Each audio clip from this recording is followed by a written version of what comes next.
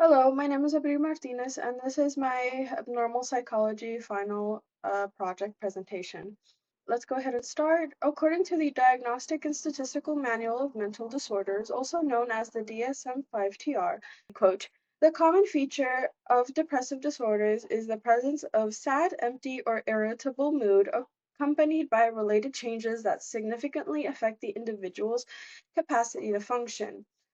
End quote. A few disorders that fall under the category are major depressive disorder, bipolar 1 and 2, persistent depressive disorder, and many more. The National Institute of Mental Health states that an estimated 21.0 million adults in the US have experienced major depressive disorder, one of the more common depressive disorders. A symptom that can co-occur with depression is self-harm, and depressed people are also more likely to attempt suicide.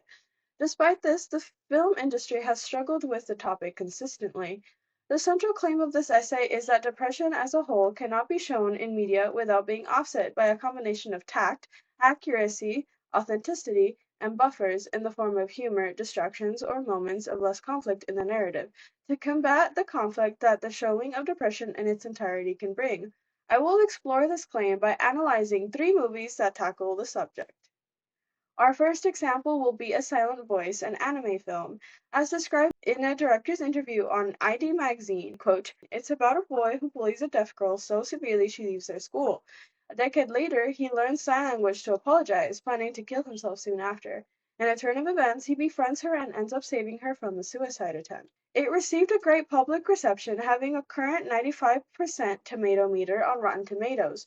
Both main characters, Shoko and Shoya, display depressive suicidal tendencies.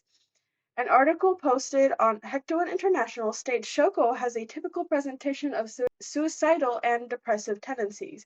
Due to the harassment she received for being deaf, her self-esteem dwindles until she eventually attempts suicide. The article describes how Shoko's strained relationship with her emotionally neglectful mother, lack of personal relationships, and the death of her grandmother contribute to her attempt.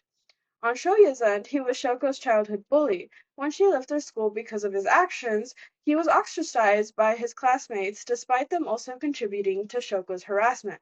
Tyler Dickey's thesis on the movie describes this. In the film, Shoya's social anxiety is displayed by big blue X's on the faces of those around him.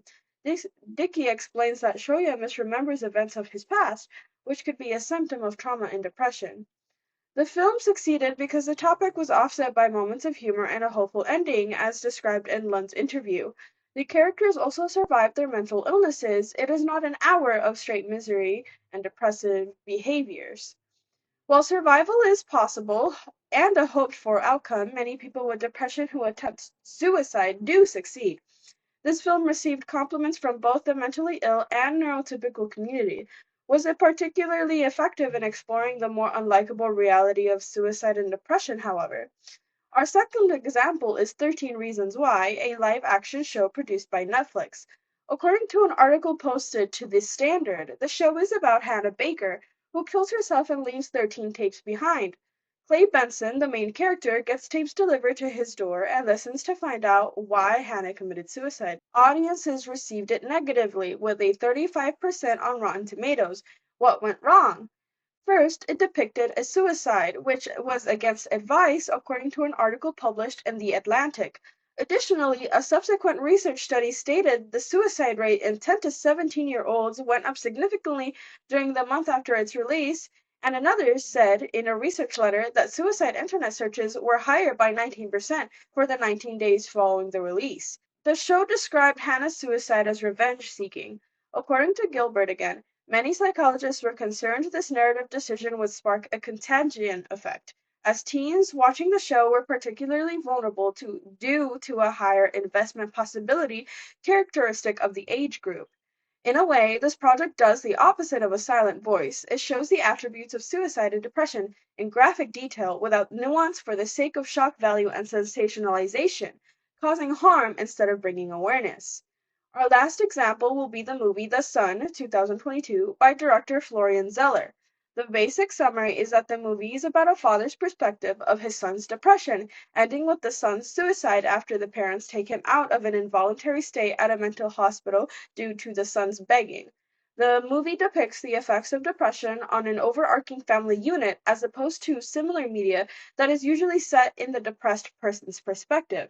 The movie has a lower score than 13 Reasons Why, a 28% score on Rotten Tomatoes. This is ironic because The Sun 2022 is my go-to example of a film project dedicated to exploring depression as a well-rounded whole and doing it accurately. According to one FilmSpeak posted critic review, quote, "The script is both unrealistic and predictable. For anyone that has experienced teenage depression or someone they love has or is going through it, the dialogue often exchanged between characters is ridiculous and at times laughable. There are a few reasons why critics think this on the surface. Wells mentions that the film reads like a parody. He calls them, quote, "the typical angry, misunderstanding parent and the silent teenager," end quote, and gripes about the acting choice for the teen character, saying he was hard to empathize with. Under further scrutiny, these points don't hold up. Those who have seen experienced depression related heavily to the movie, saying it was an accurate portrayal of the struggles caused by it. Reddit user ValCSO states, quote, "When someone goes through a depression, it will not be full of exaggerated reactions. The lack of purpose in life is a real issue, and I thought the movie treated the subject very well without addressing it directly," end quote. Some similarly minded commenters added to the discussion. User Sigillum Diaboli666 says in a comment below the post that they thought it showed a concise picture of a family unit struggling as a whole with mental illness. Another user, Lily466, responded separately that they were impacted by the family's helplessness and their son's lack of want for professional help. There is truth to the quote, "typical angry, misunderstanding parent and the silent teenager," end quote, in reality, but even so, the film did a good job with the dad, making him read as an angry parent out of desperation, ignorance, and fear, as opposed to abusive leading behaviors / neglect. He agrees to let Nicholas stay with him, Nicholas is the name of the son in the movie, gets into fights with his new wife to defend him, and is utterly devastated at Nicholas's suicide. Uneducated individuals can become annoyed and fed up with depressive behaviors when they present as anger irritation, as stated by an article posted on Healthlines. The parents in the film made many bad choices, leaving a gun unsecured in the house, used by Nicholas to kill himself, taking Nicholas out of an inpatient facility against doctors' recommendations, and also not realizing the severity of Nicholas's condition after his first initial suicide attempt. According to an article published in the National Library of Medicine, quote, "Evidence suggests that factors increasing the likelihood of treatment avoidance or delay before presenting for care include 1.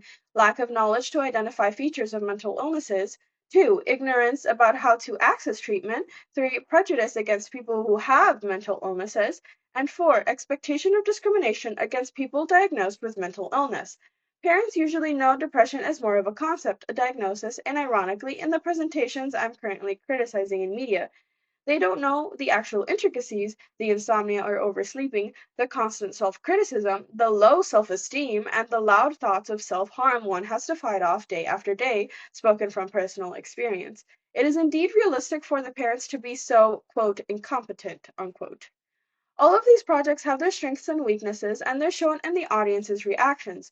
13 Reasons Why had a sort of accuracy that failed because of its lack of authenticity, tact, and buffers. A Silent Voice had tact, buffers, and authenticity, but lacked accuracy, still coming across as a slightly over-romanticized narrative in some ways.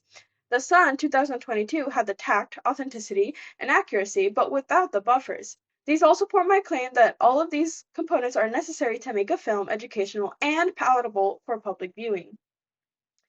A Silent Voice was probably the most successful educational piece of media, but it does suffer from a lack of real consequences in the form of the character's survival when compared to The Sun 2022. It does approach the topic of mental illness, but without naming it or putting it center stage. 13 Reasons Why's poor audience reception is a result of its lack of research and shock value focused writing. The Sun 2022, however, is probably the film that highlights the severity of the struggle to hold an audience's attention the most. It was disdained despite its accuracy. A few more comments from the previously mentioned Reddit thread confirm this. User Zetamom says under the previously mentioned Reddit thread, "I absolutely despised this film. I wasn't rooting for his character at all," end quote. User Impossible Will 8414 comments separately, quote, I was rooting for him, Nicholas, to end it. He came across more as creepy psycho than a depressed person. The lack of sympathy is evident, yet the fact that these people were infuriated speaks to some investment in the narrative. What went wrong? There might be a form of cognitive dissonance specific to the avoidance coping mechanism where, according to an article posted on Medical News Today, quote, it involves avoiding or ignoring the dissonance. People may avoid people or situations that remind them of it, discourage people from talking about it, or distract themselves with consuming tasks.